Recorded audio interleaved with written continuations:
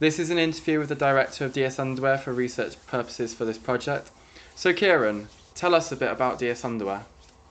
DS Underwear is an online retail store providing high quality designer fashion brands for the male underwear section. Oh, interesting. So when was it established? We officially started trading on the 23rd of May 2015. Okay, and why did you set it up? The reason why I opened the business was as a consumer, I didn't want to spend a fortune on underwear that made me feel attractive, and I couldn't find any brands that I could get sort of next day delivery or within a couple of days um, at a price of sort of less than £20 unless I bought from designer brands were more expensive. So I kind of figured after a while that I can't be the only person that doesn't want to spend 20, 30, £40 on a pair of underwear, but also doesn't want to wait 4 to 5 weeks. Went away, spent 4 months researching it, and then launched the brand. Okay, so you found a gap in the market. Yeah. So who are your target markets exactly? Because obviously it won't just be like it won't just be straight people, it won't just be gay people. You're trying to broad out a bit, aren't you? Predominantly, I would find that 95% of the customers that we have are homosexual. 5% then is left. We have quite a small straight market, and some are females buying for their partners or their friends. Oh, okay. So what is the most important thing to you in the business? Is it your customers, or would you say? Well, yeah. I mean, obviously, customers are always going to be the most important thing for any business. Without the customers, we wouldn't have a business. I think the most important thing for me as the managing director of the company is to ensure that we are offering high quality customer service. That's what I pride the business on. That we offer the highest service possible, but also transparency. So the key thing with DS Underwear is that we have quite a lot of loyal followers who have watched the business grow from a small business ran from my spare bedroom in London to the international business that it is today, and they've seen that growth rather than it being a faceless brand that nobody really knows what goes on. They don't get the progress. DS Underwear customers all get an input on how the business is run, the brands that we stock, the products that we offer, and that then gives them a key sense of value. And that's what I want to continue with the brand is to show that we do really value the customers and offer them that high service. Oh, okay. Can you tell us a few kind of brands you stock? We currently stock 9 different brands. So we have the Cristiano Ronaldo range, CR7. We offer Pistol Pete, which is from Las Vegas. We sell Sucru, which is LA. No, it's not. Sorry. We sell Sucru, which is London-based, EU manufactured. Bum Chums, again, that's made in England. It's designed in England. We have Lick, another British brand, which we're quite proud of. We have the DS Underwear range. Then we've got Timoteo and Cell Block 13, which are both, again, LA based. Oh, okay. And you've obviously got plans for more brands coming in. As I was speaking to you recently, possibly Marco Marco might be coming on board. We've just signed contracts with Marco Marco, so I am looking to get those on the website within maybe the next sort of 4 to 6 weeks, depending on how new marketing campaigns go. I've also signed a deal with Jack Adams. They can go on the website. We're having swimwear designed from Timoteo, so that should hopefully be going live at the end of March. And we also recently signed Richard Hunter. Oh, excellent. Okay. So what do you think your biggest achievements are so far? Um, the fact that the business has gone international is always going to be my biggest achievement. Um, we went international at quite an early stage, and I think we discussed it in a conversation earlier. Yes, I think you said about you obviously you go to broad out to United States, Australia, and other places around the world. Yeah, we quite frequently ship now to America, France, Germany, and Australia. They're sort of our key. I would say 30% of our trade comes from an international company, an international standing, and that's probably my biggest achievement from the business. As I said, touched on just briefly. That started off in my spare room in London. This has all been me, and I've taken it to an international level, so I'm very proud of that. Sounds like something you should be proud of. So, obviously, we've had a little bit of discussion about the business. So, what are your plans for the business in the next three months? And obviously, after that, what you're going to do in the 6 months, and then what you're going to do in the 12 months? Like, obviously, because it's an expanding business, you obviously got you must have lots of plans to what you want to do with the business. Yeah, I mean, we have a business plan that's set out for 12 months. That's always going to change and adapt as markets change. It's very unpredictable, which we've seen in the last 12 months. The business has taken a different direction. But in terms of the next 3 months, we've touched briefly. I want to get Marco Marco on the website. I want to get Jack Adams on the website. I want to get the swimwear on the website. In terms of brands that are going to be joining, that's all that I want to get on now. We've just increased the business, doubled the size of it in January. This is going to add another 50% to the business. So in the space of 4 months, we will have increased the business by 150%. So I don't want to go too far with that. We are currently in the process of launching a club night with Kiki in Manchester. I want to test the water with that. That's going to be a bi-monthly. See how that works, and then potentially reach out to other cities. So I really want to firmly root the club night there, branch out into different markets that we've not really done. And for 3 months, that's kind of it. If we're then talking 6 months' time, we currently stock 9 brands. If we add the extra 2 with Marco Marco, Jack Adams, that will take us to 11 plus the swimwear, which is 12.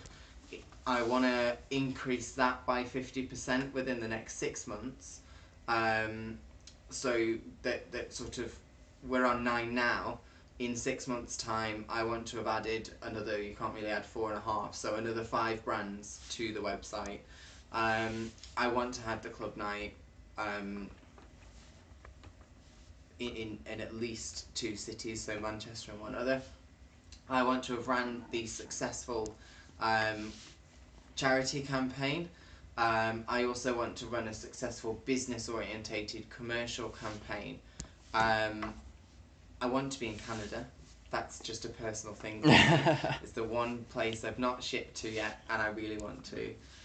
12 months' time, I want to be, minimum of 21 brands on the website, minimum of 4 providers for swimwear. Penthouse in Las Vegas, maybe? Beach house in California, yacht, that would be nice. Maybe that should be a 5-year plan. Possibly. But yeah, a minimum of 21 brands, 4 swimwear providers, a specific DS underwear range. As a person, I am just launching the Kieran Weider range of clothing, underwear, and aftershave. So that will be tied in on the business. That DS Underwear will have the exclusive rights to that. We want to be the go-to provider for underwear, throughout Europe, effectively. At the moment, our biggest competitors are Clothing Zone and Vokler. There are a number of other ones as well. I want to be bigger than they are. We're the leading supplier in the UK, the biggest supplier in the UK for Pistol Pete. I want to branch that out to the majority of our brands. So in 12 months' time, we are the leading supplier of multiple brands, the biggest in the country. Oh, okay. Just a question for me as I'm actually coming on board to design and market the business. What would you say your issues lie within the business? From a business-wide perspective, our biggest issue was Brexit. Still Yes, is. that was quite tough on everyone. In fact, Yeah, we were impacted from the day that Brexit, the vote went the way that it did, in terms of we are an import business. of course, yeah. So that was costing us thousands of pounds extra each month to import the stock, which we can't then increase our prices. So we had to sink that into our profit. We are guided by the designers on what we can charge. So it wasn't a case of, well, you know, this product's now costing us £5 more to buy, so we'll increase the price by £5. We can't do that, so we sunk the profit. Business wide, that's been our biggest struggle to date. The second is, obviously we are a new business, we're a small business, so going back to Clone Zone, they've been established since 1982.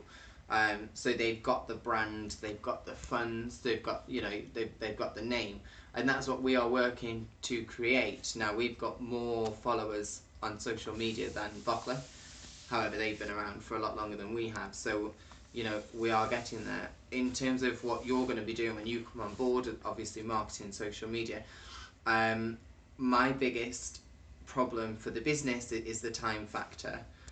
There've been two people that have done your role before. Both have been fired. Not to put you off. Bit scary. But they've not exceeded or even met targets and expectations. I've been very clear in what your targets are. They're not unrealistic. But also they've not really done a marketing role. You know, they've come to me with, we'll do 10% off here, or we'll do. They've not come up with anything unique, anything different, anything marketing design. Yeah. You know, they can't do posters, but they should have been doing posters. They've not been able to do any graphic design.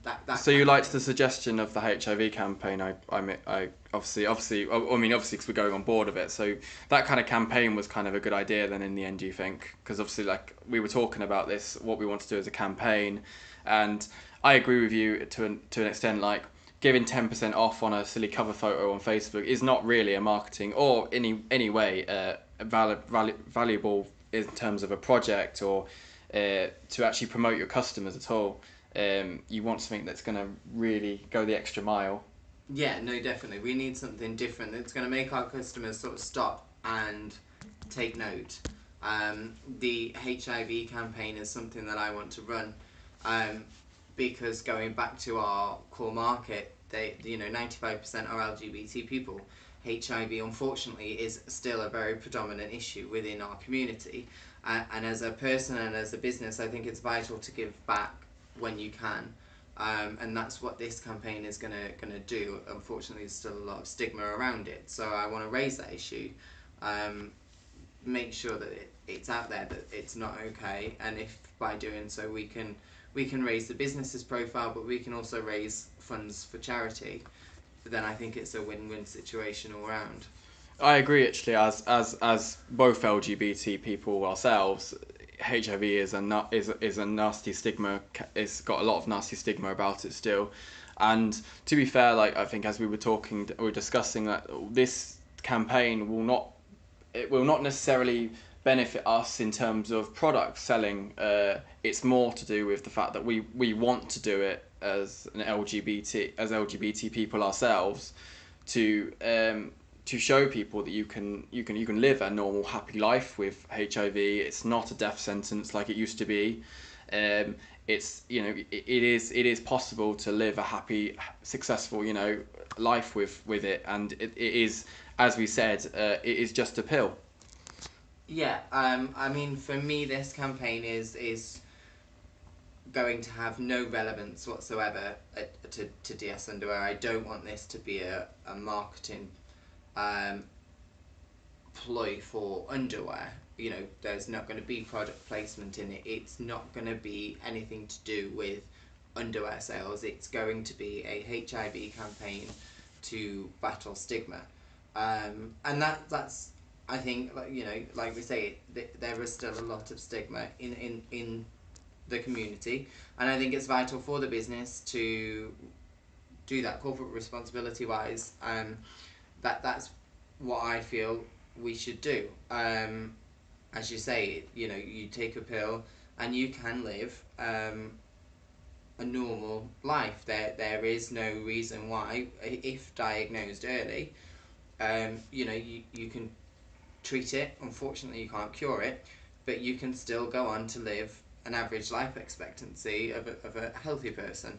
Yes, there may be complications down there. The problem is that there is a lot of stigma around there, so people don't get tested, don't get the help. They're not so open about it because of the stigma, and that's something that needs to be battled and it needs to be controlled. I think I do agree with you on that. One thing I can assure on that one is it is hard for someone who a lot of people I know, they struggle to go for testing because they're worried that they might have it, but then again they don't want to know that they have it either because they're worried that that would be a burden on their life in a way, because they think that the stigma around it would stop them from ever having love again, or in general not being able to cope with the situation that they're in, realizing that they've got HIV. So I can kind of see what you're saying on that one. So what would you, from as a designer for the campaign, from me, what would you want to see from me?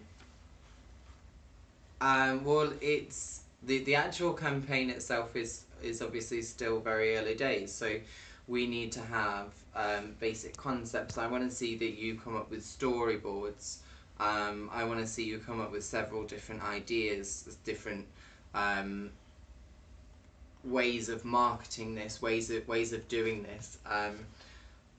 I want to see a lot of research that you've put into it to find out the best ways that we can market it. The one thing that we have to be very careful with is that HIV is a very important thing, and you can say, do, or advertise the wrong things. So we need to be working closely with HIV charities, and I want to see that you've reached out to them to fully research the product before designing your marketing this. You need to ensure that you are marketing it not to damage the good work that's already been done, and actually to help to move forward with that.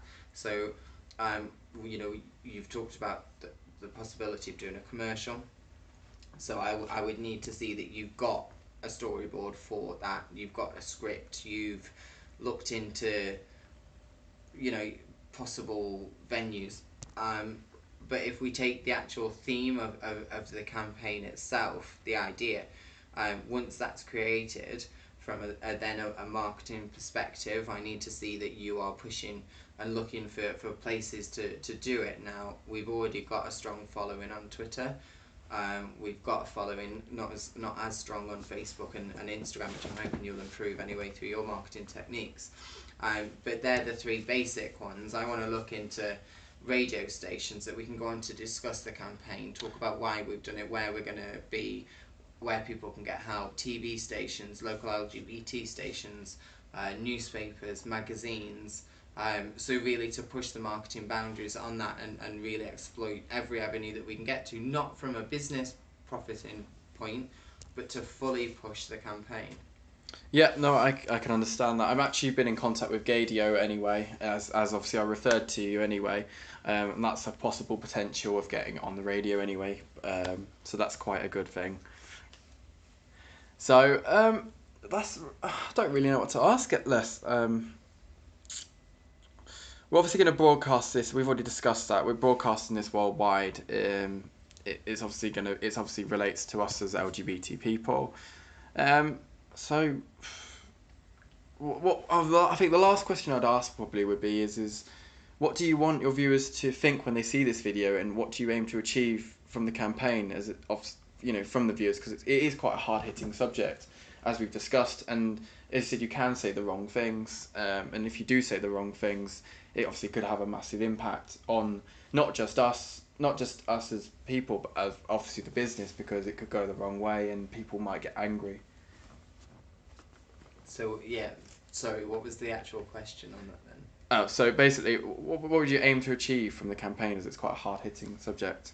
Um, Like, what would you want your viewers to see I want as well? the viewers to really have their brains tantalized, I suppose is the word. I want them to really think about what they're watching, and I want them to finish the clip and still be thinking about what they've just watched 5 minutes later, 10 minutes later, the next day. I want them to say, Joe, did you watch that clip? And watch it. I want them to be talking about it. And I want them to really see, as much as it's going to be acting, it's going to be scripted, it's going to be fake, that yes, that's exactly what it is, but there is no reason that that can't be a life. There is no need for stigma.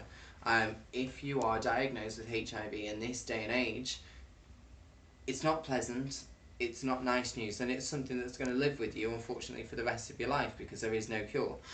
But that life, that rest of that life, is not going to be 5 years or 10 years as it would have been at one point. It's going to be a normal life expectancy. You will have more tests, you will have complications down the road. But as long as you've been diagnosed and you're on that medication, that's something that's under tap. And you know, any problems will be picked up a lot sooner. It's not a death sentence, and that's really what I want to get out there. And unfortunately, within our community, there are still a lot of people that do throw the HIV thing around quite easily and quite frequently. Oh, you know, go and get HIV and die, or oh, you must be HIV. And that's disgusting, isn't it? It's not right. I have seen that myself, actually. And that kind of angers me. So that falls back to this stigma. But actually, what you will find is that if somebody is HIV positive, they have quite a chance of leading a healthier lifestyle than a non-HIV person. Yes, I saw something about this. The drugs actually can improve because the drugs are really good at suppressing it. They have actually said that compared to like a smoker and things, you could live a normal life expectancy more than per se a smoker or a heavy drinker. Yeah, and the things with the HIV, obviously once you've got it, you go for tests regularly to make sure that you are undetectable, your viral load is low, your blood count is where it needs to be. And what that means is that for, say, you or I who aren't HIV positive, I mean, just as a question, when was the last time you visited your GP? So I visited my GP a month ago, but in terms of me performing sexual contact on people, I haven't actually been with sexual contact with people in that way in 3-4 months. Okay. So I know that it's clear. Yeah, okay. But for myself then, I last visited my GP 6 months ago. Yes.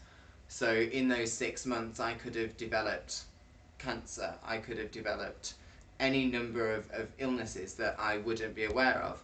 As a healthy, and I say healthy, in sort of speech marks you can't see, obviously, because it's recorded. Yeah. You know, as what I would deem as a healthy 27-year-old male, I would only go to the GP if I could feel there was something really wrong.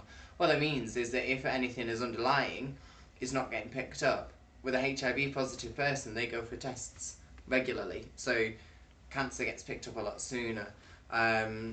Liver failure gets picked up a lot sooner, kidney failure gets picked up a lot sooner, which means that in turn that can get treated sooner. So although you are HIV positive, you actually get more attention, you get from more attention, the doctors as well. From the doctors, and you pick up these illnesses, get them diagnosed a lot sooner to make you lead a healthier life. So not to say that you're better to be HIV positive at all, but in terms of the stigma, you know, there doesn't need to be. Okay, you know, I totally see what you mean on that. The one, just for the recording, HIV, obviously, most people know what it is. It is a human deficiency virus, and what it does is it suppresses, it suppresses your CD4 count, and you get this thing called a viral load. And when the viral load goes up, the higher the viral load, the more HIV is in your system. And the CD4 count, what happens is your CD4 count is your immune system response. When that hits below hits below 100, it turns into this thing which is what we know as AIDS, and that's basically the late state of HIV, which basically means that you've got no defense against your body. So your immune system is basically gone. You have no immune system. and you have the chance to die from the common cold, and you know the things that we live with on a daily basis. You know, like a common cold that could possibly kill you. You could even die from dust mites. There's a lot of things that basically your immune system, because there is no immune system, your body is defenseless, and that's basically what AIDS is in the end. It's the late stage of HIV.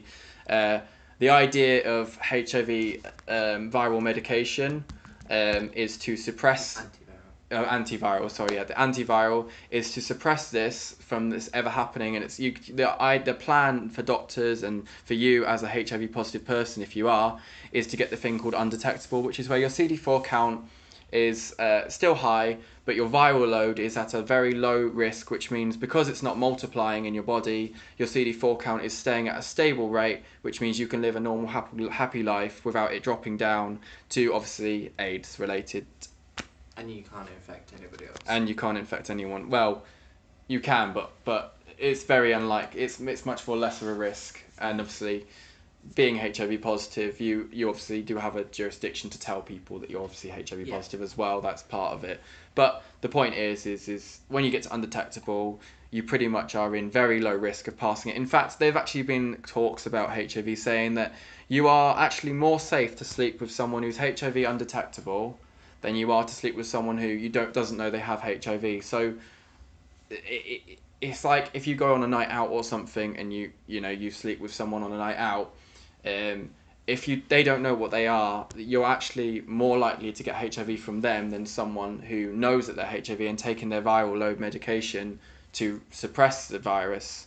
You're more likely less to get it from them than you are from someone who doesn't know, because at the people that don't know about it, it's 3 months. No, the first 3 months of when you get it, your viral load is extremely high, and you're the most infectious as a HIV positive person.